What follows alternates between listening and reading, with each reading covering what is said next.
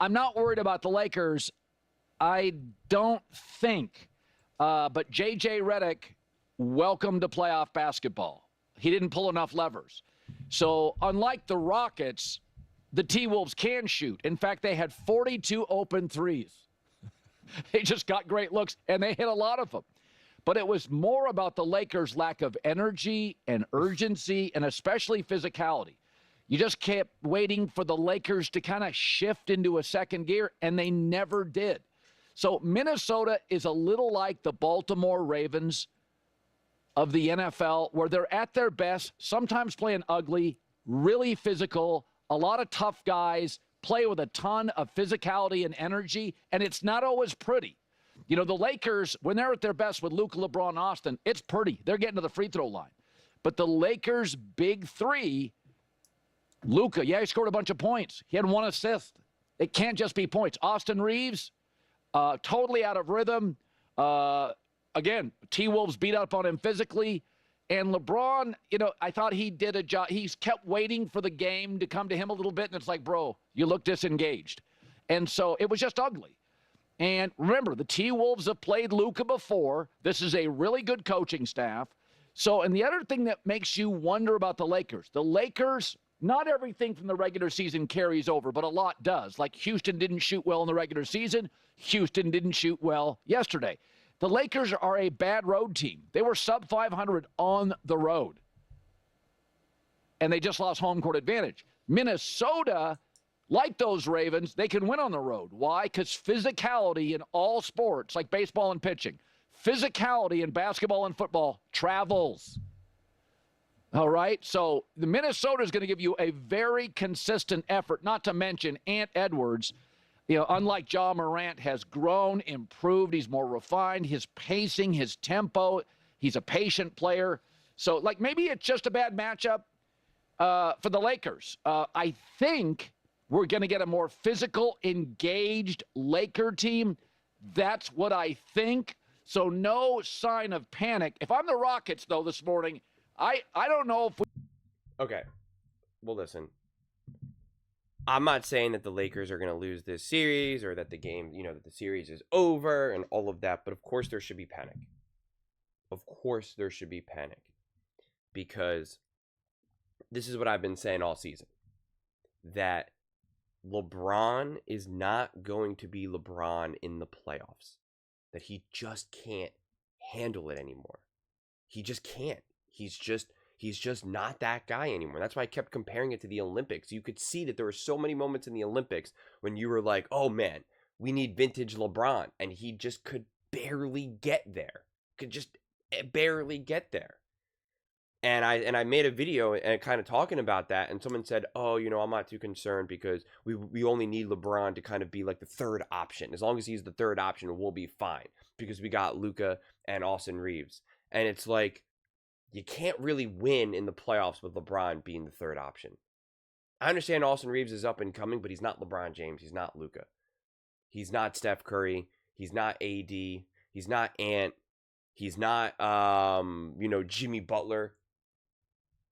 Like, it's just not. And you could see, this game is a perfect example of that. Like, these games matter. And Luka's always going to get his points. I mean, he's always going to get his points. He's always going to get his rebounds. He's a big body. He can obviously ball. He's great. He's special. But like LeBron, it wasn't like LeBron was waiting for the game to come to him and that he just looked disengaged. There was just many moments that he was trying to do LeBron things and he just couldn't. He just couldn't. The physicality and speed of playoff basketball is just different. It's just different. And you still have so many players on this Lakers team that still just don't really fundamentally understand how you need to play and win in the playoffs. You saw it with Austin Reeves. You saw it with Rui. So you really only have two players like that, like Luka and LeBron. And LeBron is an older player right now. That's just the reality. It's just the reality. Now, at a minimum, this is a 5-game series, at a minimum. If the Lakers win. More realistically, if the Lakers end up winning this series, 6 games, 7 games. It's a 7-game series for LeBron that you're then going to have to turn around and play another 7-game, another best of 7. That was always going to be the problem with the Lakers, always, with LeBron's age. And I tried to bring that up again. Just watch those Olympics games. There was times that LeBron just he just couldn't do it. And he wanted to win the Olympics. He knew not winning the gold would have been, he knows, he's not dumb. He knows that he would have been ripped apart, even if it wasn't his fault. He would have just been ripped apart for it. He knows that. Steph knows that. KD knows that. They all know that. They can't all be on that team and not win the gold. Lose to Jokic? Like, are you kidding me? You lose to 19-year-old Wembanyama? And you could see it was just not 100% there. And that's kind of how it is right now. And again, I'm not saying that the Lakers have no chance and the Timberwolves are going to win and LeBron and the Lakers are done. I'm not saying any of that. But of course there's you should be panicky. You should be concerned. You should be going, uh-oh, this doesn't feel right. Because it's the appropriate assessment. It's the appropriate reaction. The Lakers did not look like a team. They just looked like a bunch of players. The Timberwolves looked like a team. The Warriors looked like a team. The Clippers, the Nuggets, they looked like teams. The Lakers did not. And when they were kind of starting to lose, when the I don't want to say when the game got away from them, but when it was clear, uh-oh, Timberwolves are on one. There was no break glass in case of emergency. There was none of that. There was no Luka, Austin, LeBron really being okay, we gotta resituate here. That never happened. Of course, they didn't just roll over. They obviously started scoring points, but it was still didn't really there was a time, for instance, when the Rockets really started to stage a comeback, and you saw Jimmy Butler and Steph take over. And in the moments when they needed one of their other players, whether it was Pods, whether it was Moody, to rise to the occasion, they did. That's what I'm saying. It was actually a team. It was actually a team. They were connected. There was a moment that Pods went up for a layup and he missed it, but then because he was aggressive, Jimmy Butler was able to follow up and score a layup, and you saw Draymond go immediately to Pods, pretty much be good job, and then now Pods was kind of complaining to the reps, and he was just kind of pushing him, no, we're not here for that. Get back on defense. They were a team.